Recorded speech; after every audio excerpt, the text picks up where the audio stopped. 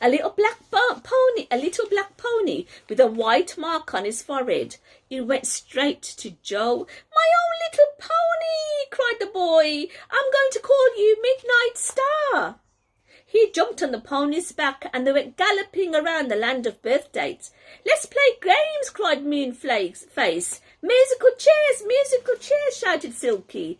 Chairs suddenly appeared in a long row. "Come on, everybody." Chapter 5.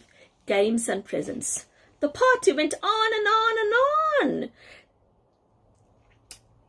The game of musical chairs was very, very fun. Silky won that game. She was so quick and light on her feet. A big box of chocolates came flying through the air for her.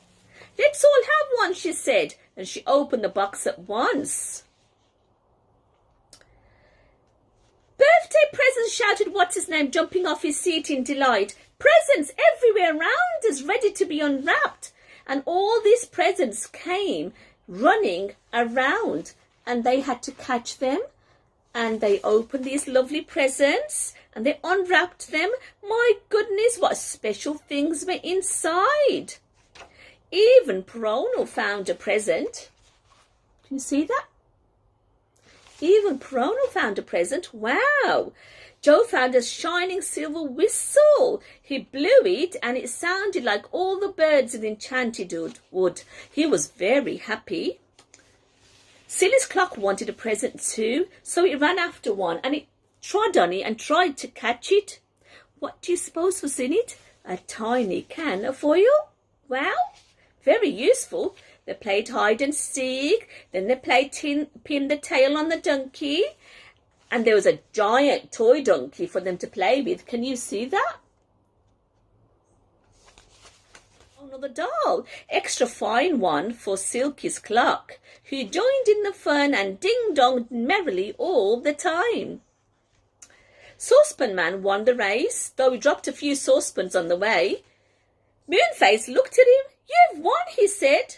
"Run," said Saucepan Face. "All right, I'll run." And he ran and he ran and he ran, just to show everyone how fast he could run and when he wanted to. What a noise he made, with his kettles and saucepans clattering all around him.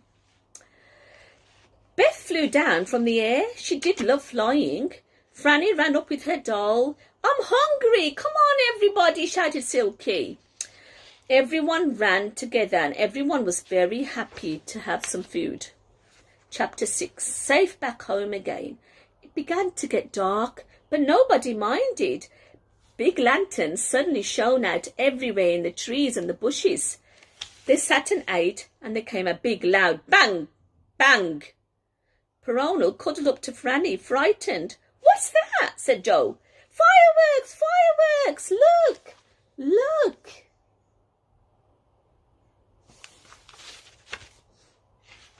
And then in front of them were the most wonderful fireworks sizzling everywhere.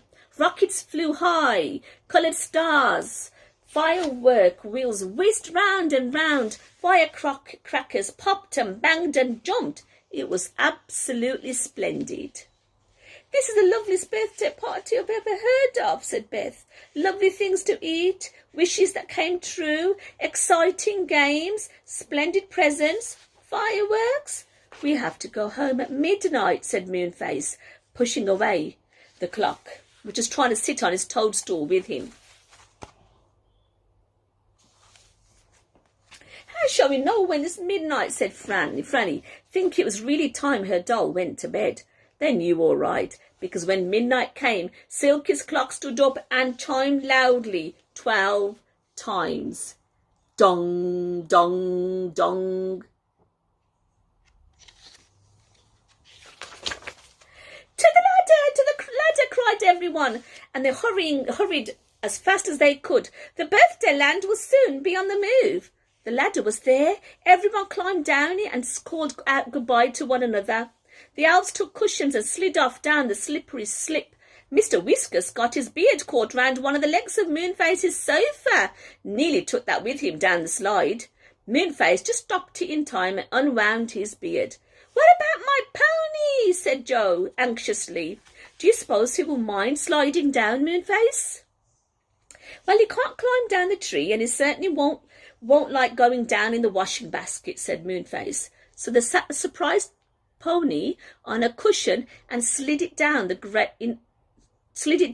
the greatest of astonishment, wondering what in the world was happening to him. Can you see him sliding down the slide? He's very astonished. The pony arrived on the cushion of moss quite safely.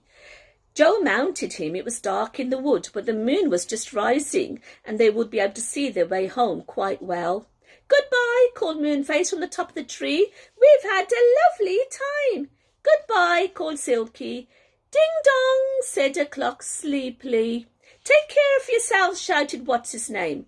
Moonface pressed his squeaker loudly and then giggled to hear the saucepan man call, "Puss, puss, cat, where are you?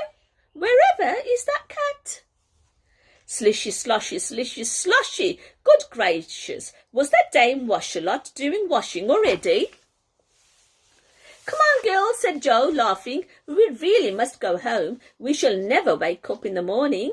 So they went home once more through the enchanted wood, with the moon shining pale and cold between the trees.